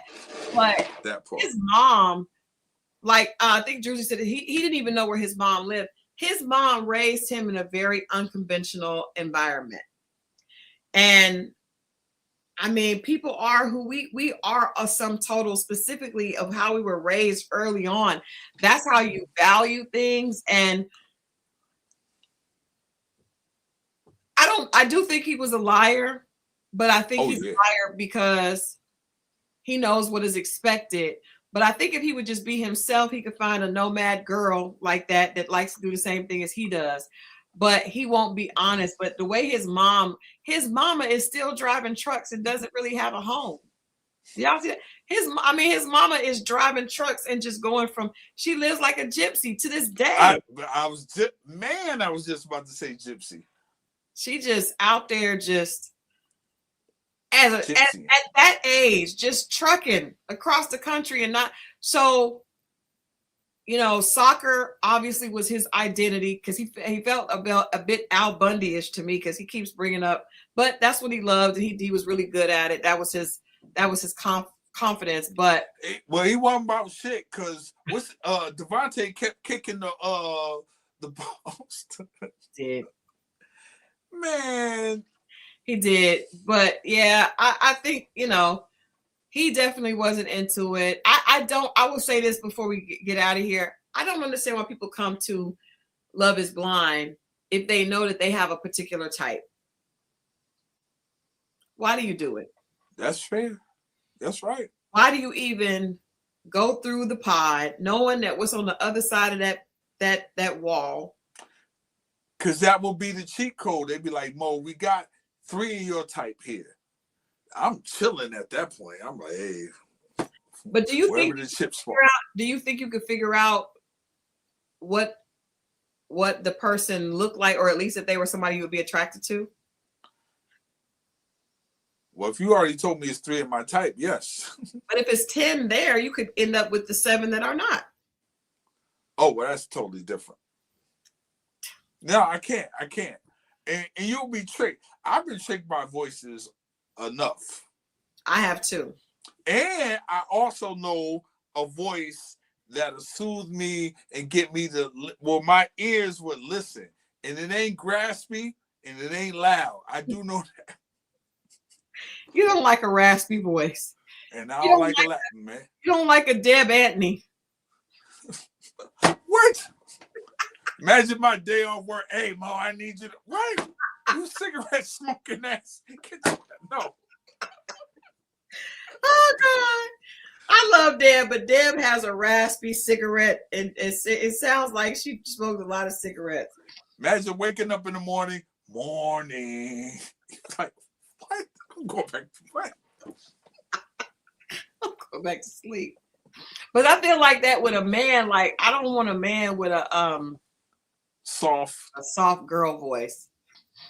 I love Deb, but I just think of Deb when I think of the voice, because I just think Mo. Because I tell you what, let me tell y'all something about Deb.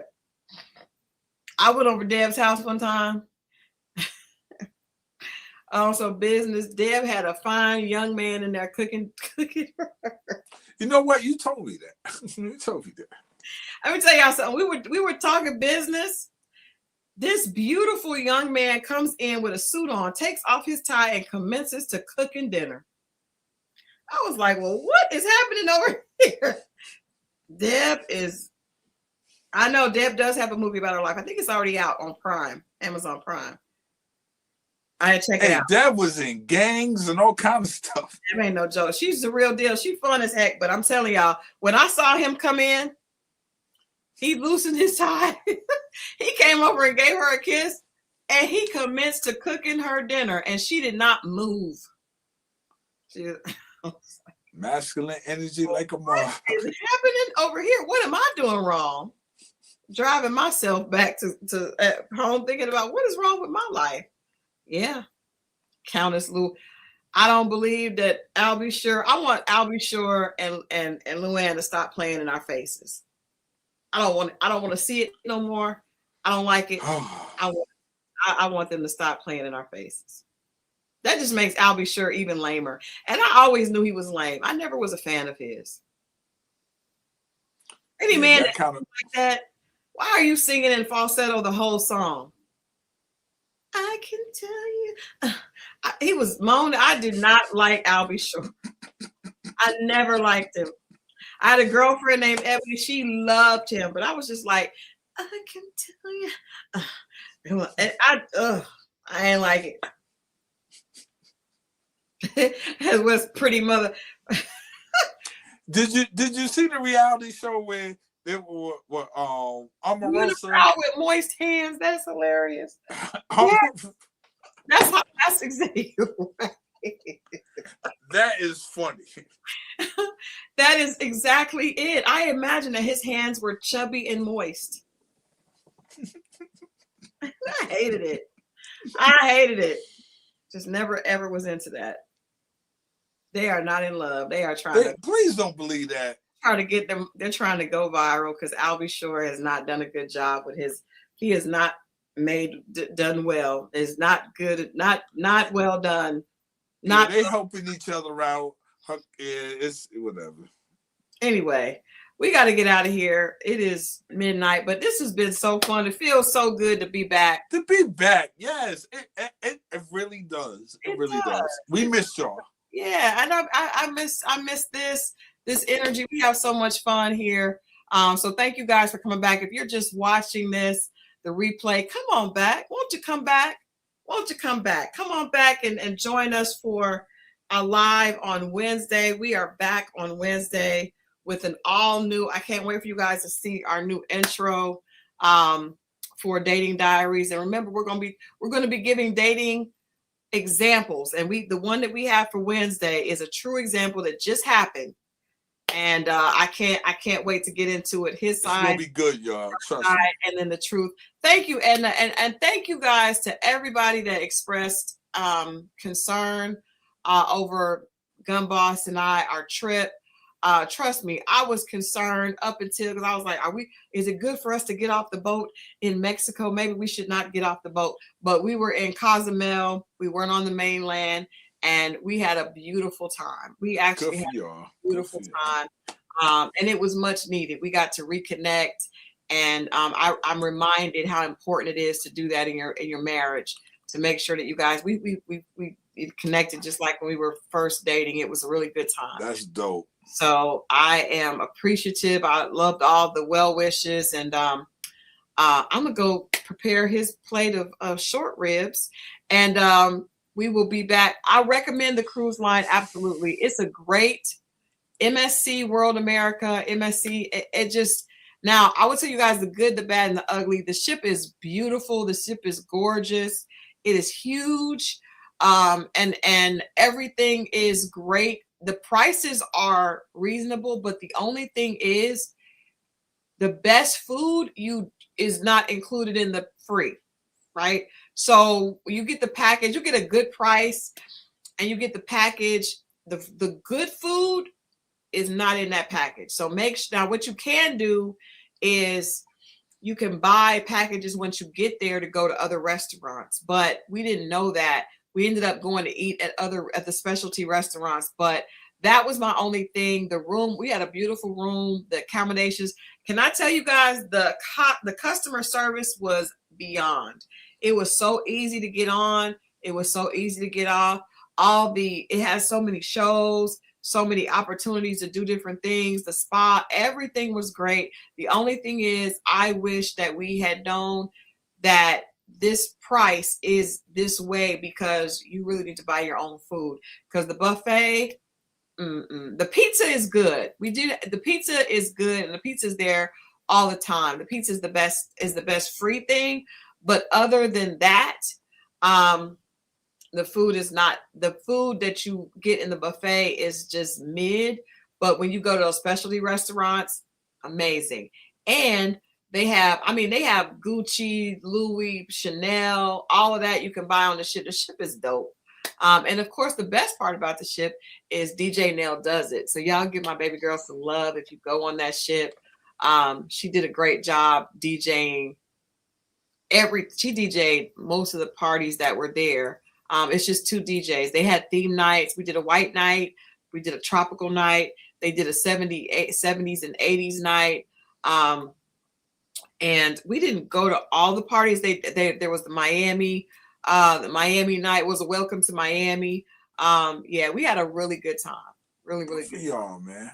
Yeah. MSC Cruise Ship is an Italian company, and I will say I've been on Carnival, and I've been on Margaritaville. I would not do that. And I've been on Voyage. I can't think of the other ones, Fantasy Voyage, something like that. I would say the customer service on MSC was hands down the best. I would not go back on Carnival, period. But I would definitely do, the only other ship that I want to do besides MSC World America is a Ritz-Carlton. But the price is stupid. The price is like 4 times of what everything else does.